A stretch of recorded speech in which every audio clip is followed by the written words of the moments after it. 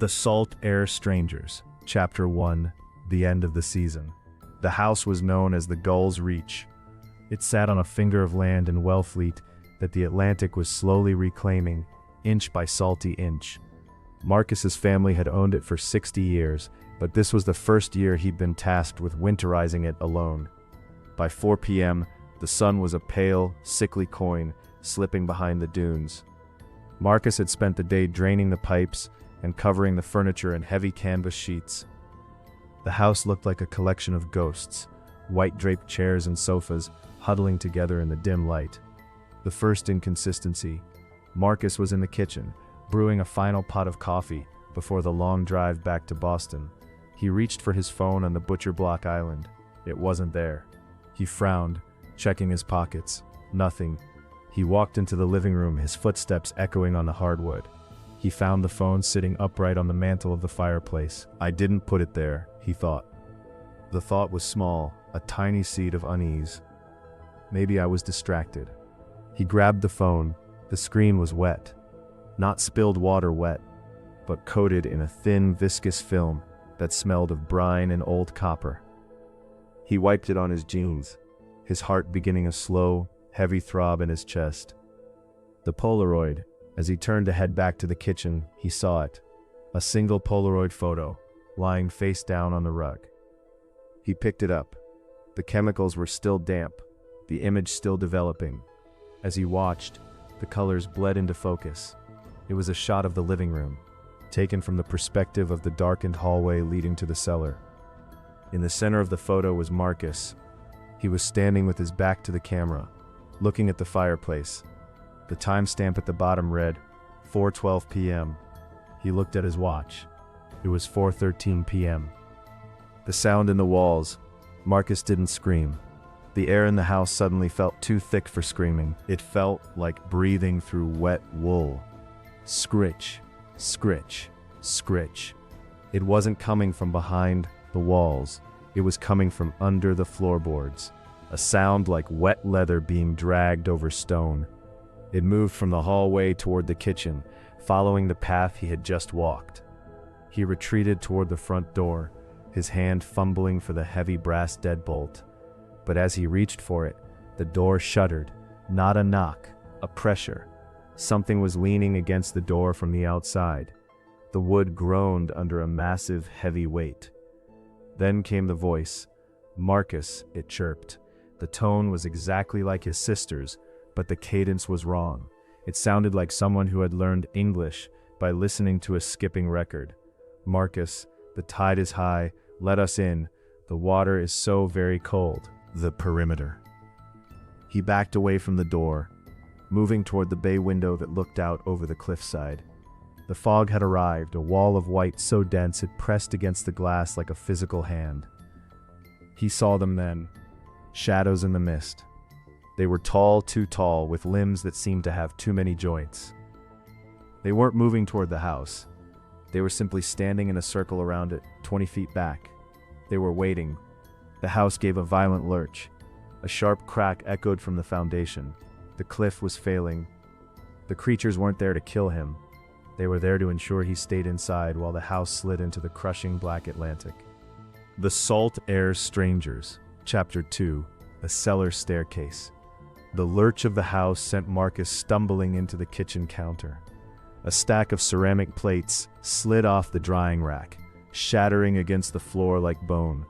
The sound was deafening in the unnatural silence that followed. The house didn't level out. It remained at a sickening 5-degree tilt toward the ocean. Marcus's first instinct was the back mudroom door.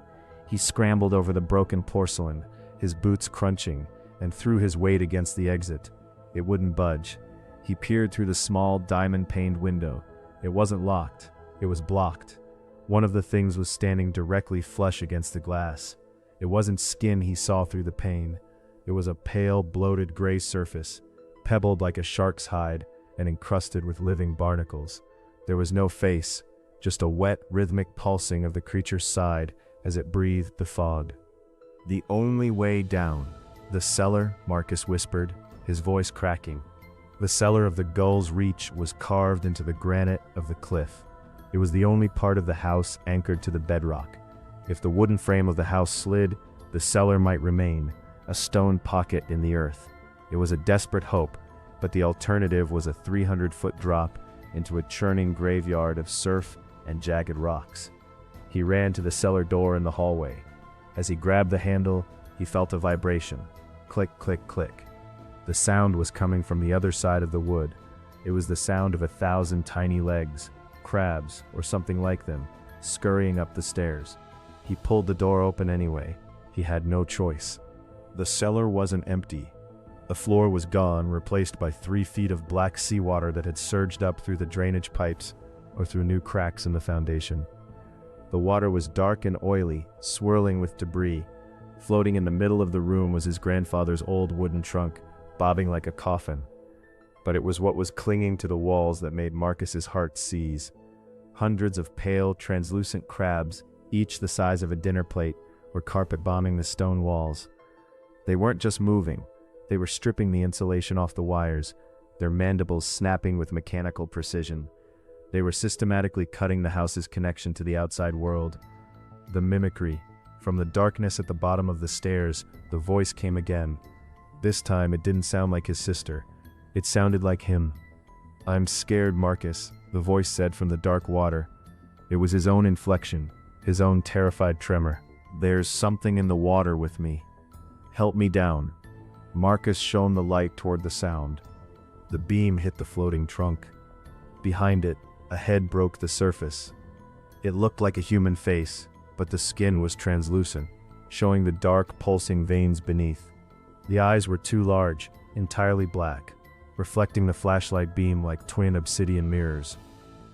It didn't have hair. It had a crown of swaying sea anemone-like tendrils. It smiled. Its mouth was a jagged horizontal slit, filled with rows of needle-thin, translucent teeth. "It's just a house, Marcus," his own voice echoed out of the monster's throat. "Let it go. Come into the wet. We've been waiting for this family to come home for 60 years. The house groaned again, a long, agonizing shriek of wood pulling away from stone. The kitchen above began to tear. Marcus looked back at the hallway, then down at the thing in the water. The floor beneath his feet began to slope further. The house was losing its grip.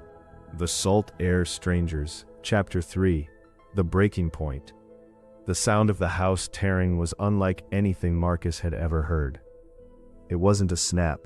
It was a slow, rhythmic peeling, like a giant skinning a fruit. The ceiling of the hallway buckled, dropping a shower of plaster and 19th century lath onto his shoulders. He was pinned between 2 deaths, the wet whispering mimic in the cellar and the crushing weight of the collapsing Victorian above him. "I'm not going into the water," Marcus hissed, his knuckles white as he gripped the fireplace poker he'd grabbed earlier. "But you're already wet, Marcus," the thing replied. Its voice was now a chorus, his sister, himself, and a third voice, deep and gurgling like air escaping a drowning lung. He looked down. The black water in the cellar wasn't just rising, it was climbing. It defied gravity, crawling up the wooden stairs in thin, oily ribbons. The last stand. Marcus turned away from the cellar and lunged back into the tilted living room. The heavy canvas-covered furniture had slid against the seaward wall, piling up like white boulders. The massive bay window was spiderwebbing, the glass groaning under the pressure of the fog and whatever was leaning against it from the outside. He saw his chance. The chimney. The massive stone hearth was built into the same granite spine as the cellar. It was the only vertical thing left in a world gone diagonal. If he could climb into the flue, he might stay above the waterline when the rest of the house plummeted. He scrambled into the hearth, soot blackening his hands. Above him, the dampers were rusted open. He could see a tiny flickering circle of the gray Atlantic sky. Crack. The main support beam of the roof snapped. The woman at the front door began to scream, but it wasn't a plea for help anymore. It was a high-frequency vibration that shattered every light bulb in the house simultaneously. The descent. With a final, sickening roar of earth and timber, the cliff gave way. Marcus wedged his body into the narrow stone chimney, bracing his back against one side and his knees against the other. He felt the sensation of falling, not a drop, but a slide. The wooden shell of the gull's reach detached completely. Through the gaps in the hearth, he watched the walls of his family's history tear away into the mist. The house hit the surf 300 feet below with the sound of a bomb going off. But the chimney stayed. It groaned, tilting dangerously, but it remained anchored to the cliff face, a lonely stone finger pointing at the moon. The silence of the sea. Marcus clung to the soot-stained stones, gasping for air. Below him, the roar of the ocean was constant, but the clicking had stopped. The screaming had stopped. He waited for an hour, his muscles screaming in protest, until the fog began to thin. There was no wreckage, no wood, no canvas, no white-draped chairs. The ocean had swallowed it whole, leaving only the churning foam. Then he saw them. Hundreds of the pale gray figures were walking out of the surf and back onto the narrow strip of beach. They were carrying things. One carried a canvas sofa cover, another carried his sister's favorite lamp, and the largest one, the one with the translucent face, was wearing Marcus's own rain jacket, which had been hanging in the mudroom. It looked up at the chimney. It didn't have eyes, but Marcus knew it was seeing him. The creature raised a hand, a long, many-jointed limb, and waved. Then, with a coordinated grace, the entire host submerged back into the black waves, taking the house and its history into the deep. Marcus was alone on the rock, the salt air stinging his lungs, knowing that for the rest of his life, he would never be able to stand the sound of a faucet dripping or the rhythmic pull of the tide, because now he knew they didn't just want the house, they were practicing how to live in it. The Dust and the Dark. Chapter 1, The Red Horizon. Lubbock, Texas doesn't just have wind. It has a pulse. By 5 p.m., the horizon had disappeared, replaced by a wall of towering, rust-colored grit that looked like the end of the world. Sarah stood on the porch of her uncle's ranch house, watching the haboob roll across the flat cotton fields. It was a solid mass of earth and sky, moving with a silent, predatory grace. Her uncle, Silas, was a man of strange hobbies and even stranger silences. He had left for a taxidermy auction in Amarillo 2 days ago, leaving Sarah with a list of rules scribbled on a greasy napkin. Keep the vents closed, don't talk to the dogs. Silas didn't have any dogs. If the grizzly moves, leave the room. Sarah crumbled the napkin and threw it in the trash. Just an old man's superstitions, she whispered. But as the first gust of grit sandblasted the siding of the house, she beat a hasty retreat inside and bolted the heavy oak door. The glass eyes. The interior of the house smelled of cedar, old gunpowder, and something metallic, like dried blood. Silas was a master of his craft. In the foyer stood a 7-foot-tall Kodiak bear, its claws extended, its glass eyes catching the flickering overhead light. Along the hallway were rows of mounted buckheads, their antlers casting jagged, skeletal shadows against the wallpaper. The storm hit with a physical thud. The house groaned. Fine red dust began to sift through the window frames, coating everything in a layer of powdered rust. Sarah went to the kitchen to make tea, trying to ignore the way the deer head seemed to pivot as she passed. She sat at the table, the wind howling like a choir of banshees outside. Then she heard it. Thump, thump. It was coming from the basement. A heavy rhythmic sound, like a heartbeat made of wood. The first movement, she grabbed a heavy iron flashlight and walked to the foyer, heading for the basement door. She stopped dead. The grizzly bear. An hour ago it had been facing the front door, a silent guardian against intruders. Now it was turned 45 degrees. It was staring directly at the kitchen door where she had just been sitting. Its mouth, previously closed in a taxidermied snarl, seemed a fraction wider, revealing the yellowed ivory of its teeth. "The wind," she breathed, her heart hammering against her ribs. "The house is shifting. Vibration moves things." She didn't believe herself. The basement. The basement door was a heavy slab of ironwood. Sarah pulled it open, and the smell of the storm intensified, but it wasn't just dust. It was the smell of a dry grave. She shone her light down the stairs. The basement was a workshop. Racks of tanning chemicals, glass eyes in jars and forms, the headless, skinless foam bodies used to mount animal hides, stood in the corners. The thump, thump, thump was louder here. It was coming from the back, behind a heavy canvas curtain. Sarah approached, the light trembling in her hand. She pulled the curtain back. There was no monster. There was only a large industrial vent, its metal flap slamming against the frame in the wind. Thump, thump, thump. Sarah sighed, a laugh of pure relief escaping her throat. See? Just a vent. She turned to leave, but her flashlight beam caught a jar on the workbench. It was labeled Human Left Iris Brown. Inside the jar, a single glass eye sat in blue liquid. It wasn't looking at the ceiling. It was tracked toward her, following her movement with a mechanical, predatory precision. The red mist. Suddenly the light in the basement flickered and died. The house went pitch black. Upstairs, the front door, the one she had bolted, creaked open. The wind didn't howl into the house. Instead, the house grew unnervingly silent, as if the storm had been sucked inside. Then came a voice from the top of the stairs. It was raspy, dry, and sounded like sandpaper rubbing together. "Sarah," the voice whispered. "Uncle Silas forgot to tell you. The hides, they get so thirsty in the dust." Sarah backed away into the darkness of the basement, her hand hitting a foam deer form. It felt warm. It felt like it was pulsing. The Dust in the Dark, Chapter 2, The Living Workshop. The basement was no longer a silent cellar. It had become a breathing machine. Sarah's hand recoiled from the foam deer form. It wasn't just warm, it was vibrating with a low-frequency hum, like a distant engine. She fumbled for her phone, the screen's harsh blue light cutting through the red haze of dust.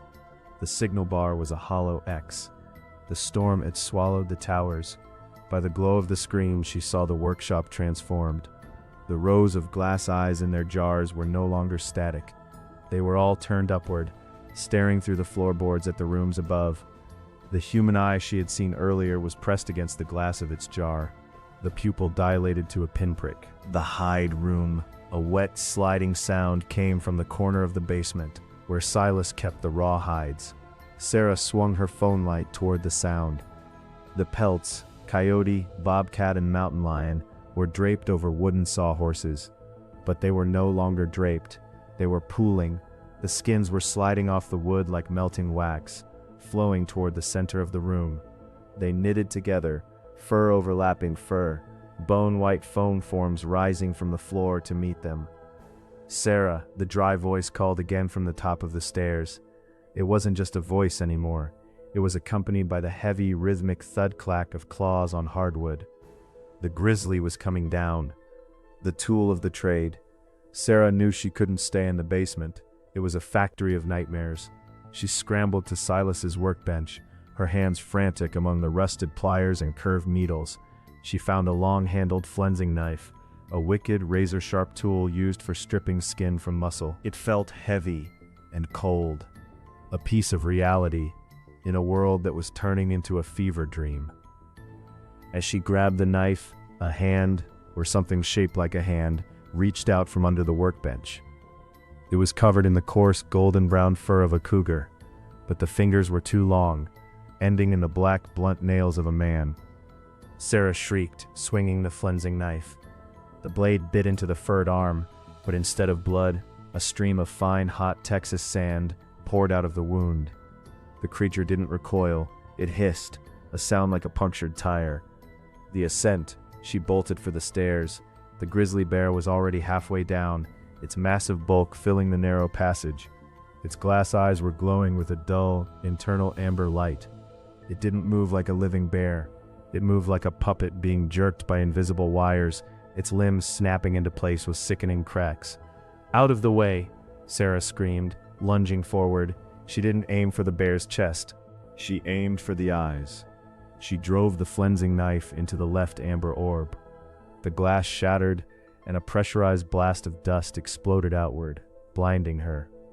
The bear roared, a hollow, echoing sound that vibrated in her very marrow, and tumbled backward.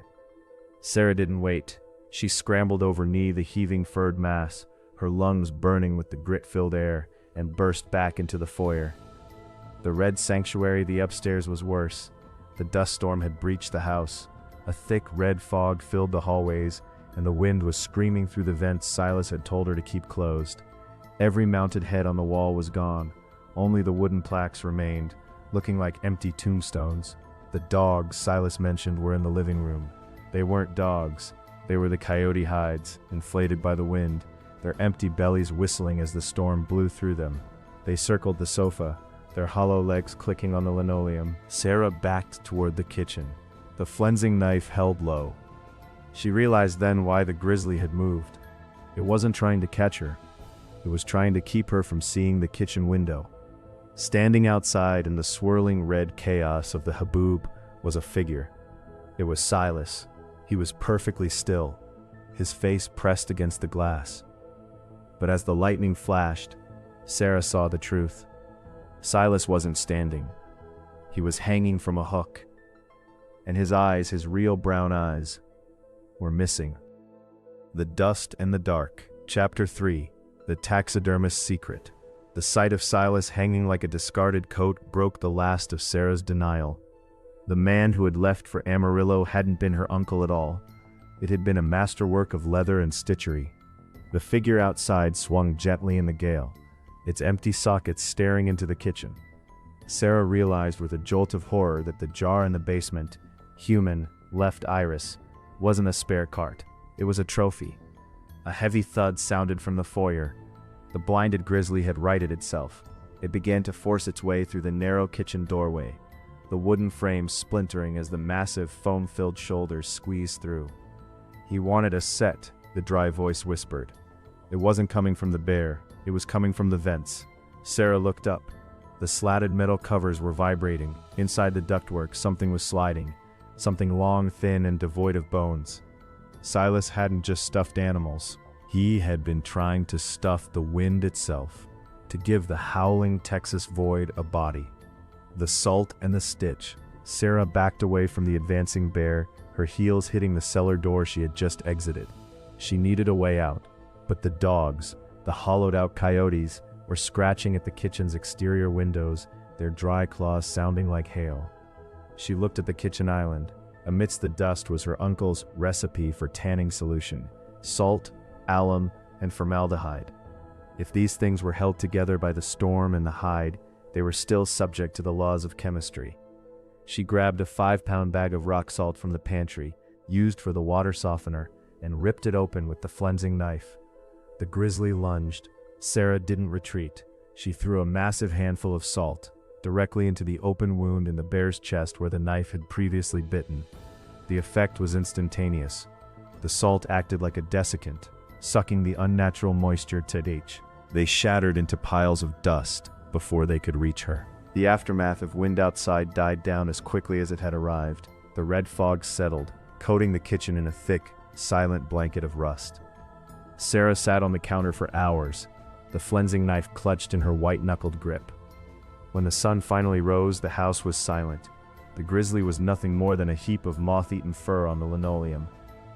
The mounted heads were back on their plaques, though their eyes remained empty. She walked to the kitchen window. The hook outside was empty. There was no sign of Silas, only a trail of fine brown sand leading away from the house and into the endless flat cotton fields of West Texas.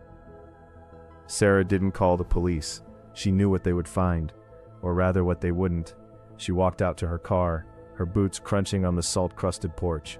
As she drove away, she looked in the rearview mirror. Sitting in the attic window of the ranch house was a figure. It was small, stitched together from scraps of leather and cloth. It wasn't moving. But as the sun hit the glass, she saw a glint. It had found its eyes. If you enjoy this video, then like, share, and comment. And don't forget to subscribe to this channel, my all friends.